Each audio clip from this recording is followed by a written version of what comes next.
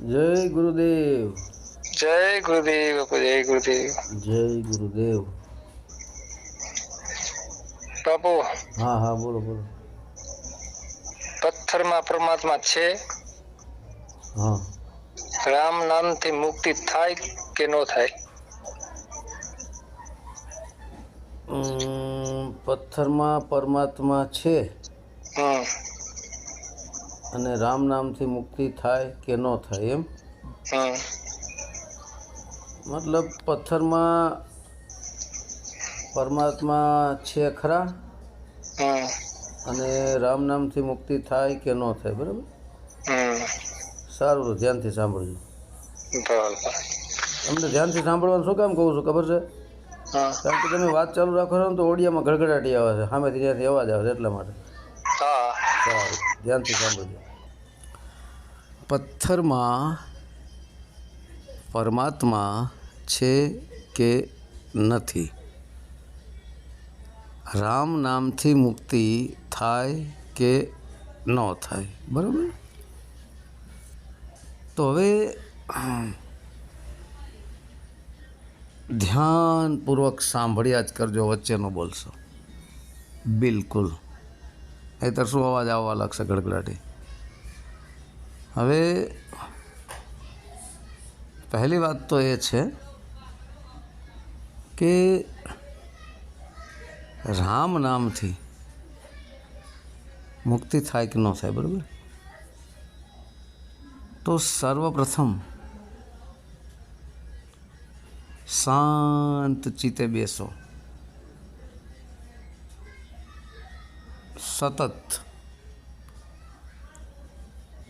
જાપ જપો, હોઠ કંઠ હલાવીને રામનું નામ માત્ર લ્યો. રામ રામ રામ. આમને આમ 3-4 મહિના થશે એટલે એ રામ નામ જે શબ્દ એ મધ્યમાં આવી જશે. મતલબ રામ નામ પ્રત્યે પ્રેમ જાગશે. મધ્ય એટલે હૃદયમાં આવી જાય, હૃદયમાંથી પ્રેમ જાગશે. પછી તમે મનમાં એ જાપને જપશો. એટલે વૈખરી વાણીમાંથી રામ નામ જપતા હતા, એ વૈખરી વાણીથી પછી મધ્યમાં આવ્યા, મનમાં જપવા માંડે. પછી એ જ રામ શબ્દ પશ્યંતીમાં વયો જાય અને અજપ્પા જપાવા લાગશે. હોઠ કંઠે તમારે પછી હલાવવા નહીં પડે. પછી તમારો એક અભ્યાસ થઈ ગયો કહેવાય. પછી અજપ્પામાં ચાલુ થઈ જશે. શ્વાસ બહારથી અંદર ખેંચો, રા, બહાર કાઢ્યો મ, રા મ, રા મ, બરાબર? પછી એ રામ નામનો શબ્દ પ્રગટ થઈ જશે ઓટોમેટિક. સુરતા દ્વારા ક્લિયર સંભળાવા લાગશે. પછી તમારા અજપ્પા પણ બંધ થઈ જશે, ક્લિયર થઈ જશે. પછી તમારે અજપ્પા પણ નહીં કરવા પડે. અહીં જાપ છૂટી ગયો, મનમાં છૂટી ગયો, અજપ્પા પણ છૂટી ગયા, રામ નામનો શબ્દ પ્રગટ થઈ ગયો. પછી ધીરે ધીરે એ શબ્દ તમને ઉપર ચડશે. પ્રાણ અપાન ભેગા થઈ જાય એટલે શબ્દ ઉપર ચડ્યો અને આવી ગયો ક્યાં? પરામાં. પછી 10મા દ્વારમાંથી અવાજ સંભળાવા લાગશે, રામ રામ રામ. આખા શરીરમાં રૂવાડામાં આ રામ નામ શબ્દ ચાલુ થઈ જશે, બરાબર? જેવી રીતે એક જ ધારું હાલતા ચાલતા ખાતા પીતા બેહતા ઉઠતા ધંધો કરતાં જપ્યા જ કરવાનું શરૂઆતમાં, રામ રામ રામ રામ રામ રામ રામ. સતત અખંડ જાપ આયો આત્મરો. અખંડ જાપ તમે જપો ને એટલે એ જે શબ્દ તમે પકડો છે રામ નામનો, એમાં મન તમારું તલ્લીન થઈ જશે. આ જ રીતે ધીરે ધીરે આગળ વધતા જશો. જેવી રીતે ગુરુ વાલ્મીક ઉલટું નામ જપ્યા હતા, મરા મરા મરા, સતત અખંડ તાર લાગી ગયો હતો. દેહનું પણ ભાન નહોતું રહ્યું. રાફડો થઈ ગયો હતો. રાફડો થઈ ગયો ને રાફડાને જ વાલ્મીકી કહેવામાં આવે. પહેલાં તો નામ હતું રત્નાકર ડાકુ, પછી વાલ્મીકી નામ આવ્યું.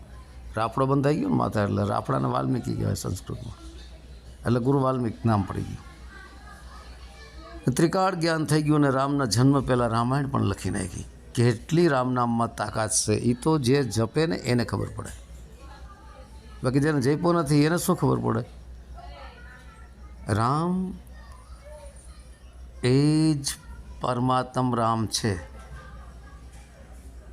રામ કહો, કૃષ્ણ કહો. કૃષ્ણ એ જ પૂર્ણ પુરુષોત્તમ પરમાત્મા છે. સદાશિવ એ જ પરમાત્મા છે. આ બધા એક જ નામ છે, કાંઈ ફરક નથી એક એમાં, બધું એક જ વસ્તુ છે.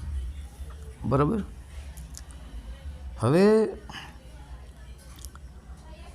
એકવાર હું ઘણીવાર વાત કરું છું કે કોન રામ દશરથ ઘર ડોલે, કોન રામ ઘટઘટ બોલે, કોન રામ કા શકલ બસારા, કોન રામ સબસે ન્યારા. બરાબર. આનો અર્થ છે કે શરીર રામ, દશરથ ઘર ડોલે. મતલબ 5 તત્વોથી બનેલું શરીર, મતલબ 5 તત્વોનું બનેલું શરીર રામ, દશરથ ઘર ડોલે.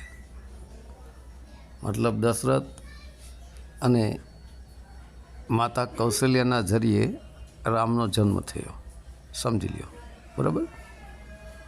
પછી આ મનરામ मतलब बूंदराम शुक्र, आ बूंदराम का सकल पसारा. जे बूंद छे पिता दशरथ अने माता कौशल्या द्वारा रामना शरीरनो जन्म थयो.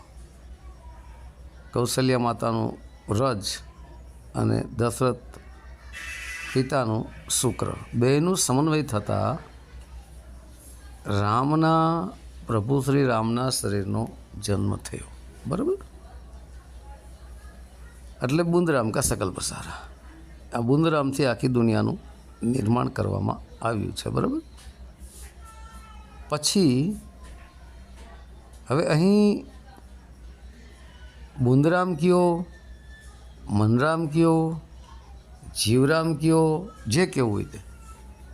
કારણ કે જીવરામના 4 સ્ટેજ છે, 4 અંતકરણ છે. મનચિત બુદ્ધિ અહંકાર, 4 મળીને જીવરામ બને કે સુરતારામ બને, જે કાંઈ કહેવું હોય. બરાબર. આ 3જા રામ છે બુંદરામ. આ 2જા રામ છે બુંદરામ. પછી 3જા જે રામ છે એ આત્મરામ છે. આત્મરામ ઘટ ઘટ બોલે. કીડીથી કુંજર સુધી આ આત્મરામ દરેકના ઘટમાં બોલી રહ્યો છે. બરાબર. પછી 4થા જે રામ છે એ પરમાત્મ રામ સબસે ન્યારા. મતલબ પરમાત્મ જે રામ છે એ બધાયથી ન્યારો છે. એ પરમાત્મ રામ સર્વવ્યાપક છે. અણુ અણુમાં, કણકણમાં, સ્થાવર જંગમ, જલમાં, થલમાં, દરેક જગ્યાએ પરમાત્મ રામ છે. પરમાત્મ રામ દેહથી વિદેહ છે. આત્મ રામ દેહમાં છે. બરાબર. હવે આ 4 રામનું કનેક્શન છે. કઈ રીતે છે એક દ્રષ્ટાંત દ્વારા આપણે સમજીએ. માનો કે તમારા ગામની અંદર પાવર હાઉસ છે, વિદ્યુત બોર્ડ. બરાબર. એ વિદ્યુત બોર્ડને પરમાત્મ રામ સમજો. પાવર હાઉસ વિદ્યુત બોર્ડ જાજા ભાગે ગામથી બહાર હોય, તમે જોઈ લેજો. એટલે એ વિદ્યુત બોર્ડ મેન પાવર હાઉસ એ પરમાત્મ રામ છે.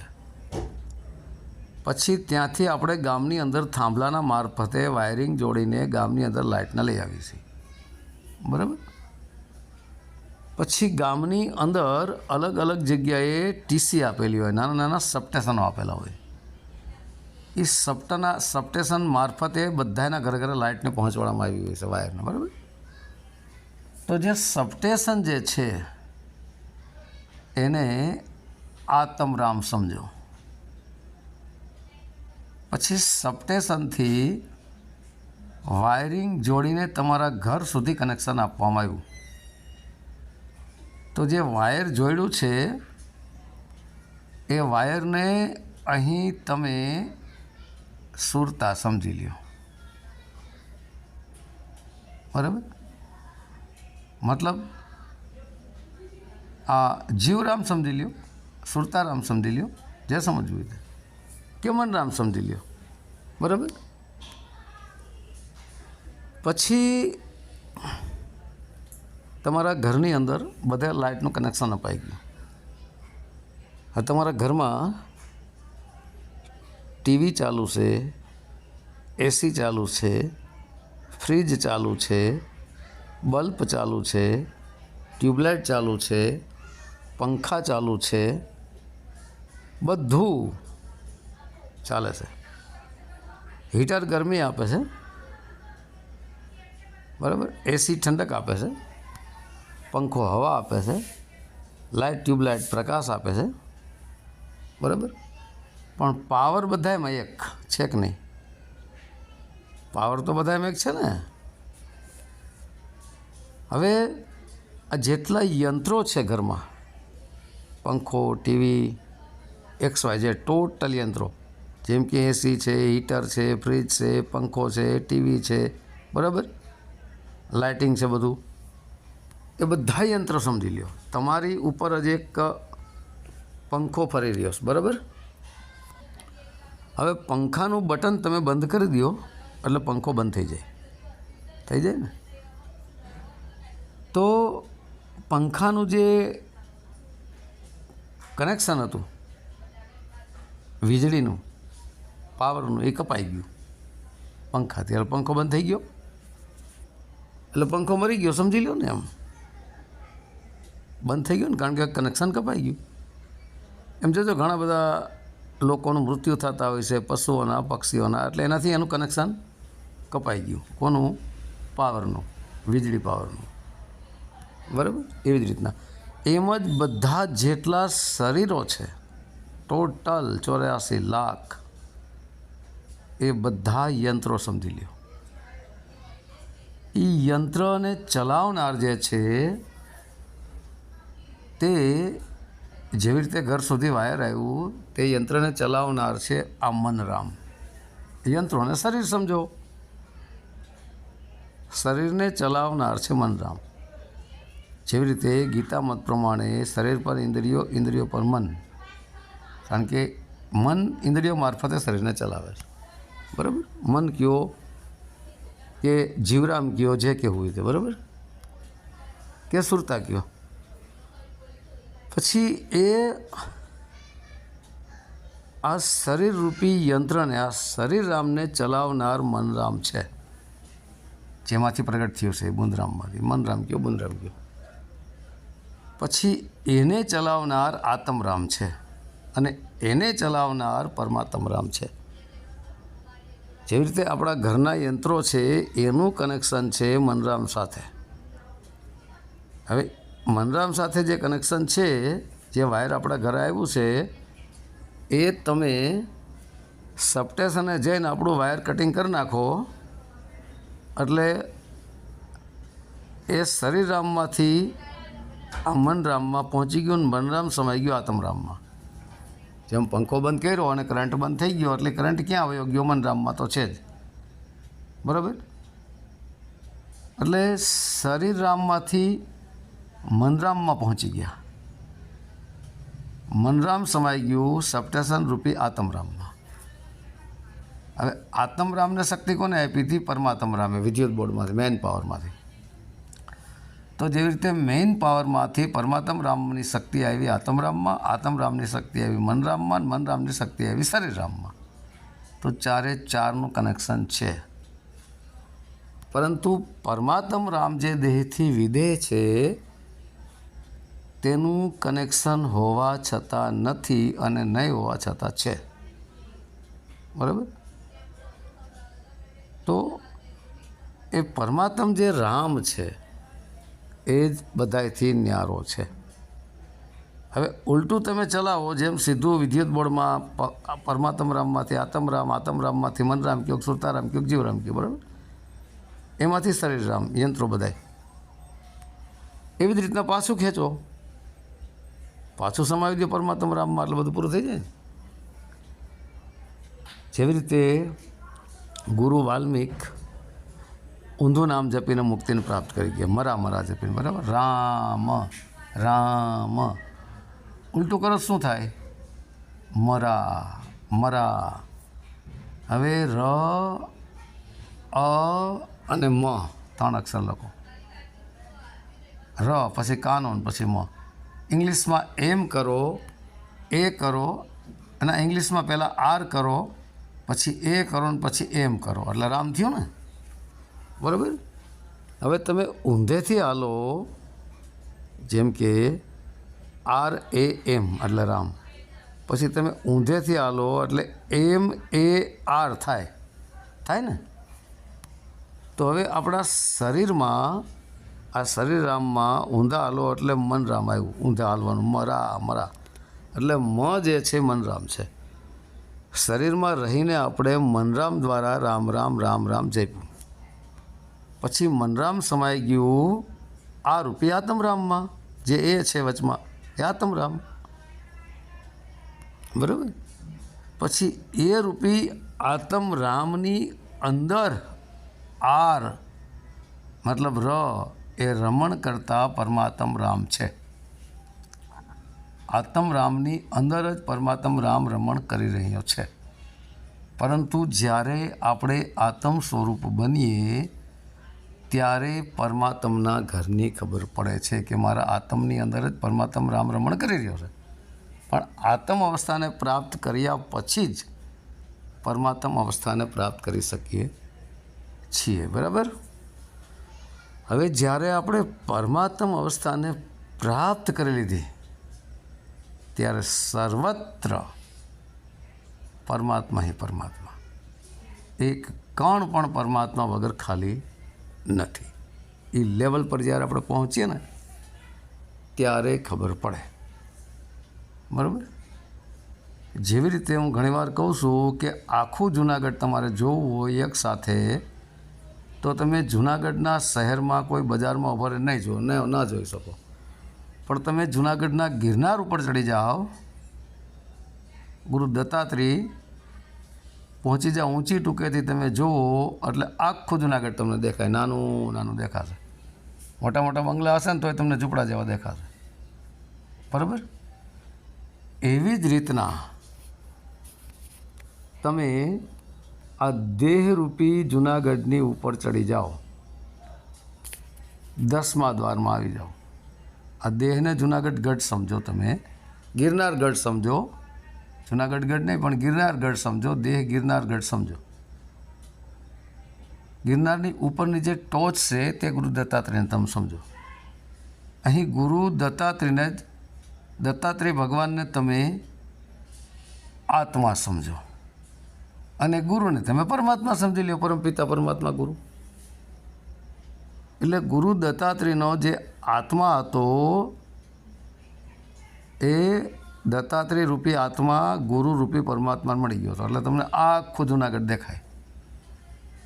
એવી જ રીતના પરમાત્માને જ્યારે આપણે પ્રાપ્ત કરીએ છીએ ત્યારે આખું જગત પરમાત્મામય દેખાય છે. કારણ હું ઘણા ઓડિયોમાં બોલું છું કે પરમાત્મામાંથી આત્મા પ્રગટ થયો, આત્મામાંથી સુરતા પ્રગટ થઈ, સુરતામાંથી 3 ગુણ પ્રગટ થયા, 3 ગુણમાંથી 5 તત્વો પ્રગટ થયા, 5 તત્વોમાંથી 25 પ્રકૃતિ પ્રગટ થઈ, બરાબર. હવે પરમાત્મા સ્વયં અવિનાશી છે, તો અવિનાશીમાંથી બનતી બધી વસ્તુઓ અવિનાશી હોય ને. જેમ કે સોનામાંથી બધી વસ્તુ બનતી સોનાની જ હોય, ચાંદીમાંથી બનતી બધી ચાંદીની જ હોય. હું ઘણા ઓડિયોમાં બોલું છું કે ભાઈ ઘોડામાંથી ઘોડો થાય, ગધેડામાંથી ગધેડો થાય, ગાયમાંથી ગાય થાય, ભેંસમાંથી ભેંસ થાય.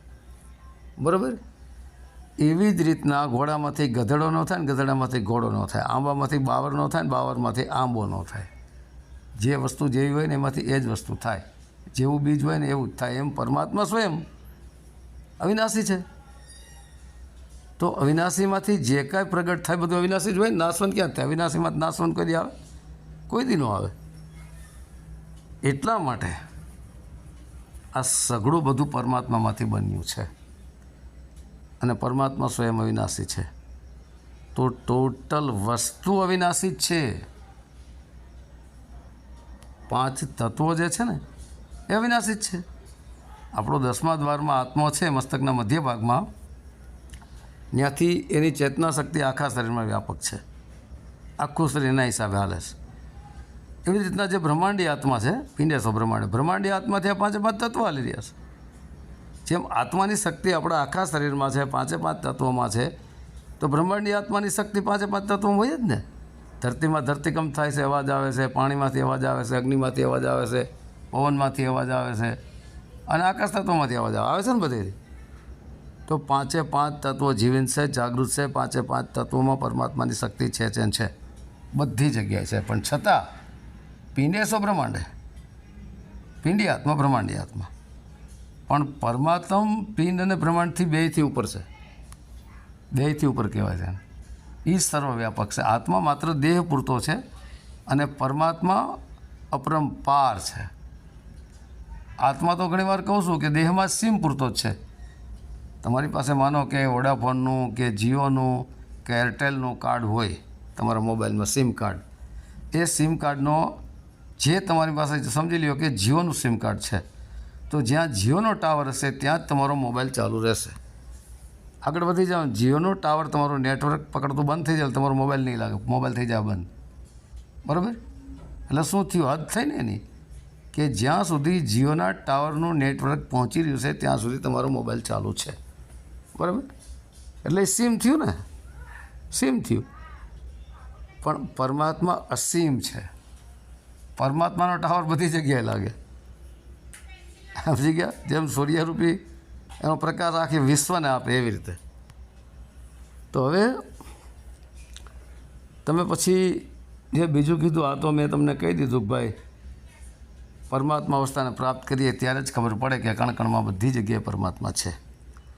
અને બીજો એક મેં મુદ્દો સાબિત કર્યો હતો કે ભાઈ કોઈ એવું કહેતા હોય કે કણકણમાં પરમાત્મા નથી, મંદિરમાં ભગવાન નથી, પથ્થરમાં ભગવાન નથી, પથ્થરમાં મૂર્તિમાં ભગવાન નથી. તો એવા લોકોને હું ઘણીવાર કહી ચૂક્યો છું કે જો પથ્થરમાં ભગવાન ન હોય તો પથ્થર ક્યાંથી આવ્યો ભાઈ? પૃથ્વીમાંથી. તો પૃથ્વીમાંથી પાકતું અનાજ તમારે ખવાય નહીં. બરાબર? તમારા શરીરમાં પણ પથ્થરનો ભાગ છે, ધરતી તત્વનો. તમારા શરીરમાંથી ધરતી તત્વ કાઢી નાખાય. તમારા વાયુ તત્વ, અગ્નિ તત્વ, પવન તત્વ અને આકાશ તત્વ ઉપર જીવાય. તમારા શરીરમાં આ દેહરૂપી શરીરની અંદર આ પૃથ્વી તત્વ છે તો એ પથ્થર જ છે. તો શું કામ પૂછો છો? કાઢી નાખો તમારા દેહમાંથી. શું કામ પાણી તમારે પીવાય નહીં, તમારે હવાય ન લેવાય, શ્વાસય ન લેવાય, આકાશ નીચે ન રહેવાય, અગ્નિને તાપમાં રોટલા શેકીને ખવાય નહીં, ધરતીમાં હલાય નહીં. ધરતી જળ છે, ધરતી પથ્થર જ છે, એની માં તમારે હલાય જ નહીં. એટલે આ બધા કોણ છે? આ બધા ઢોંગી પાખંડી હિન્દુ સંસ્કૃતિ સનાતન ધર્મના દુશ્મનો છે, શત્રુઓ છે. એને ખબર નથી હજી. આ કલમ થઈ ગયેલી કહેવાય. કલમમાં સમજો ને, કલમમાં સમજો ને, જેમ કે દેશી આંબો હોય ને એને કેસરની તમે કલમ લગાડી દો એટલે દેશીમાં કેસર થઈ જાય. એમાં બધે કલમ થઈ ગયેલી હોય. સમજી ગયા તમે? એટલે કલમ થઈ ગયેલી હોય ને એ હંમેશા એનું વિરુદ્ધ ફળ આપે. બરાબર? કોઈ પણ XYZ તમે કલમ કરો, નાની બોરડીમાં તમે મોટી બોરડીનો કાંટો મારી દો એટલે નાની બોરડી મોટા બોર આપતી થઈ જાય. એવી રીતે કલમમાં કોડવડ ભાષામાં કીધું. સમજી ગયા ને? એટલે કલમમાં ખ્યાલ આવી જાય બધાને. ટૂંકમાં બિયારણ ફેર લ્યો ને, બરાબર ને? એમ બિયારણ ફેર થઈ જાય ને પછી વિરોધમાં હાલે. બાકી જો કણકણમાં પરમાત્મા હોય તો મંદિરમાંય છે, પથ્થરમાંય છે, હે, દેવી દેવતાઓમાંય છે, બધી જગ્યાએ છે. કણકણમાં પરમાત્મા હોય તો દેવી દેવતાઓમાંય છે, ભગવાનોમાંય છે, પથ્થરમાંય છે. કણકણમાં હોય તો મંદિરમાં હોય જ ને, પથ્થરમાં હોય જ ને.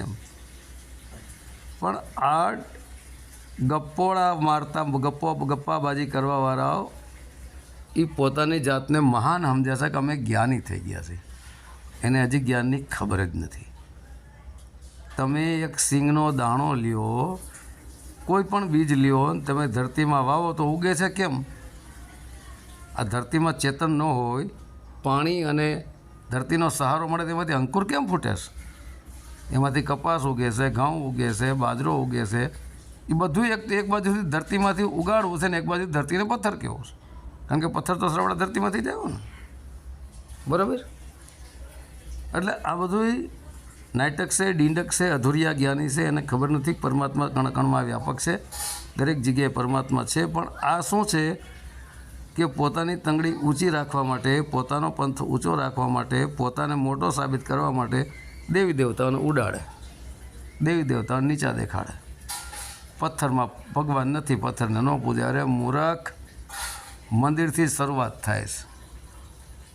આ બધા ઋષિ મુનિઓ, આ હિન્દુ, મુસ્લિમ, શીખ, ઈસાઈ, યહૂદી, ખ્રિસ્તી, પારસી, જોરસ્ટેન, સેવ, બૌદ્ધ, લિંગાયત, એમાં ટોટલના પ્રતીકો છે.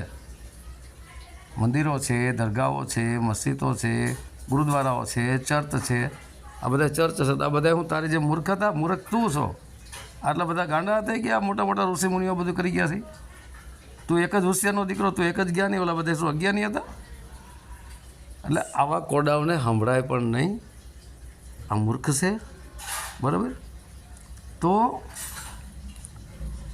ભગત કહેવાનો અર્થ એવો છે કે પરમાત્મા દરેક જગ્યાએ છે.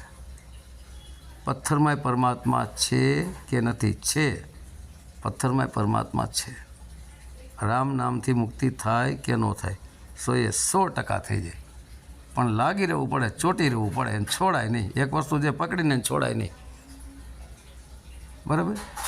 બાકી જે એમ કહે છે કે આમાં રામ નામથી મુક્તિ ન થાય ને જાપથી મુક્તિ ન થાય ને, એટલે એને હજી ખબર નથી. એ ખાલી આધ્યાત્મિકની વાતો કરે છે, કથણી પકડી છે, પણ આધ્યાત્મિક લેવલને પ્રાપ્ત નથી કર્યા. આધ્યાત્મિક સ્ટેજ ઉપર પહોંચ્યા નથી. હવે આપણે જે એનો ઇષ્ટ હોય, એના ઇષ્ટની વાત કરીએ કે એનો ઇષ્ટ તો અસુર હતો, રાક્ષસ હતો, એનો ઇષ્ટ તો ખોટો હતો, તો એને કેવું લાગે? તો પછી આપણા દેવી દેવતાઓને કોઈ કહે, આપણા રામને કોઈ કહે, કૃષ્ણને કહે, ભગવાન શિવને કહે, તો આપણને ખોટું ન લાગે ભાઈ? હે? આપણા ઇષ્ટ માથે આ તો બધું ફાવી ગયું છે. હિન્દુ સંસ્કૃતિ, સનાતન ધર્મના દેવી દેવતાઓને, ભગવાનોને બધા ઉતારી પાડે છે. શું કામે? કે દયાળુ છે. બીજાઓને બોલો તો, હે, ઈસાઈ ધર્મ વિશે બોલી દો તો, શીખ ધર્મ વિશે બોલી દો તો, મુસલમાન ધર્મ વિશે બોલી દો તો, કોડાઓ મૂર્ખાઓ ત્યાં કેમ નથી બોલતા? હિન્દુ ધર્મની વાહ પડી ગયા છો, બિયારણ ફેરશો તમે. હિન્દુ થઈને હિન્દુ ધર્મની તમે કાપો છો, બિયારણ ફરી ગયું છે.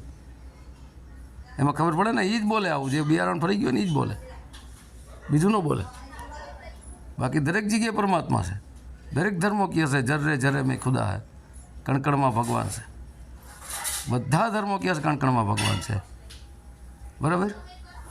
તો વિચાર કરો કે કાંઈ નહોતું, પરમપિતા પરમાત્મા ધરતી આવી ક્યાંથી? છે કોઈ પાસે જવાબ? ક્યાંથી આવી ધરતી? ધરતી આવી જળ તત્વમાંથી. જળ તત્વ ક્યાંથી આવ્યું? જળ તત્વ આવ્યું અગ્નિ તત્વમાંથી. અગ્નિ તત્વ ક્યાંથી આવ્યું? વાયુ તત્વમાંથી. વાયુ તત્વ ક્યાંથી આવ્યું? આકાશ તત્વમાંથી. આકાશ તત્વ ક્યાંથી આવ્યું? ત્રણ ગુણમાંથી. ત્રણ ગુણ ક્યાંથી આવ્યા? સુરતારૂપી શક્તિમાંથી. સુરતા ક્યાંથી આવી? આત્મામાંથી. આત્મા ક્યાંથી આવ્યો? પરમાત્મામાંથી. પતી ગઈ વાત. જેને શરૂઆત કરી છે ને એને ખબર હોય. પણ આજકાલના અધકચરા જ્ઞાનવાળા, બુદ્ધિહીન, મૂર્ખા, અધૂરિયા જ્ઞાનની વ્યાખ્યા કરતા ન આવડે, અર્થનો અનર્થ કરે છે. વાણીઓના વ્યાખ્યા પૂરી કરતા નથી આવડતી, વાણીઓને અર્થ અનર્થ કરે છે. એવાય ચોંટી ગયા છે ને એવાય ગુરુ થવા માંડ્યા. શું કરશું? બે બોલતા નથી આવડું. ક ખ ગ ઘની જેને ખબર નથી એવા તો ગુરુ થઈને બેઠા છે, એવા તો જ્ઞાની થઈ ગયા છે, એવા તો કથણી બકડી કરવા માંડ્યા છે. એટલે શું આવે ભગત આવવાનું કેવું? બાકી એક ખરું કે આ ધરતીનો એક કાનૂન બનાવ્યો છે પરમાત્માએ કે જેવું તમે કર્મ કરશો એવી સજા તમને અવશ્ય મળશે. એમાં કોઈની તાકાત નથી તમારા કર્મફળને નાબૂદ કરી દે. એમ આ બધા જેટલા વિરોધ કરી રહ્યા છે દેવીઓનો, દેવતાઓનો, ભગવાનોનો, મંદિરોનો, એ બધાય અસુર છે. સતયુગમાં જેટલા રાક્ષસો હતા એ બધાય રાક્ષસો અત્યારે જાજા ભાગ્યે ગુરુ થઈને આવ્યા છે. સાચા ગુરુ નહીં, સાચા સંત નહીં, ઢોંગી પાખંડી ગુરુ હિન્દુ સંસ્કૃતિ સનાતન ધર્મના જે દુશ્મન છે એ સતયુગમાં પણ દુશ્મન હતા સનાતનના, અત્યારે પણ એ બધા ગુરુ થઈને આવ્યા છે. ઢોંગી પાખંડી પછી પગ ધોઈને પાણી પીવરાવે, આરતી ઉતરાવે, પોતાની પૂજા કરાવે, હામૈયા કરાવે. આ શું છે? જગતનું ધન હડપે. આ બધા અસુર છે, કોઈને ખબર નથી. બાકી સાધુને ભાઈ જે ગુરુ બની ગયા સાધુને શું પૈસાની જરૂર છે કે કાંઈ જરૂર નથી. ભક્તિ ભજનની જેની જરૂર છે. ભોળા જીવોને ચેલિયું ચેલાને ફસાવી અને પોતાના ચકેડામાં પોતાની જાળમાં લઈ લે. એ તો નરકમાં જાય ઢોંગી પાખંડી, એની સાથે એના ચેલિયું ચેલા નરકમાં જાય, કારણ કે એને ખબર નથી સાચું શું છે. ઓલા બિચારા ભોળા છે, વિશ્વાસુ છે, પણ વિશ્વાસનો વિશ્વાસઘાત જે કરી રહ્યા ઢોંગી પાખંડી ગુરુઓ એ તો હાથી બને બીજા જન્મમાં. એના ચેલિયું ચેલા એ હાથી જંગલમાં મરે ને એ હાથીના શરીરની અંદર જીવાત પડે ને બધા ચેલિયું ચેલા, એના જ ચેલિયું ચેલા એમાં ઈયળું બનીને એના જ ગુરુને ખાય. કારણ કે કર્મ જ કોઈને છોડતો નથી. કર્મનો બદલો ભરવો જ પડવાનો છે, બધાને ભરવાનો જ છે. એટલા માટે અનેક ઓડિયો 4000 ઓડિયો ક્લિપ મારી છે. વધારે હોય તો નાનો કહેવાય, ઘણી ચેનલોમાં થઈને. કોઈ દિવસ કોઈ પણ ધર્મની, કોઈ પણ સાધુ સંતોની વ્યક્તિગત નામ લઈને મેં ટીકા ટિપ્પણી નથી કરી. કોઈ પણ ધર્મની હજી મેં નિંદા નથી કરી, પ્રહાર નથી કર્યો કે ના મારો ધર્મ મોટો, કોઈ દી નથી કીધું. કારણ કે હું પ્યોર કટ્ટર સનાતની છું. એટલે સનાતન જે ધર્મ છે એ બધાનો બાપ છે. એટલે આ બચ્ચા છે, દીકરા છે, માફ કરી દે કે સનાતન સબકા બાપ है, बेटा किसी का नहीं, बेटा हो के ધર્માધર્મી પંથાપંથી જો કરે સો તો સનાતન નહીં. એટલે સનાતન છે બધાનો બાપ છે ને બાપની ફરજમાં આવે છે કે દીકરા તો ભાઈ આડે ધડ બોલા રાખે, માફ કરી દે. છોરું કસરું થાય પણ માવતર કમાવતર ન થાય. નકર આ બધું શું છે 5 મિનિટમાં આવા બધી નીકળી જાય. કેટલાક જ્ઞાની છે એને ખબર પડી જાય. આ બધા કાપકૂટ કરે છે. હિન્દુ સંસ્કૃતિ સનાતન ધર્મને પાડી, દેવી દેવતાને પાડી, એનો સહારો લઈને એને બધાને ઉપર આવવું છે. પણ એને ખબર નથી કે અમે ઝેર ખાઈ રહ્યા છે.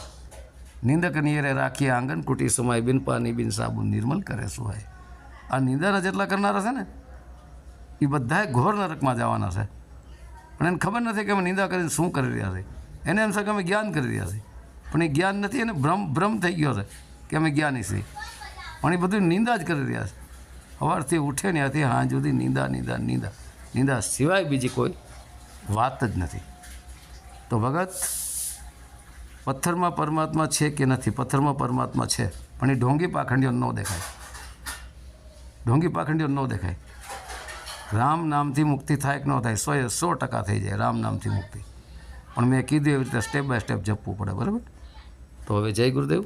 સત્ય સનાતન ધર્મની જય.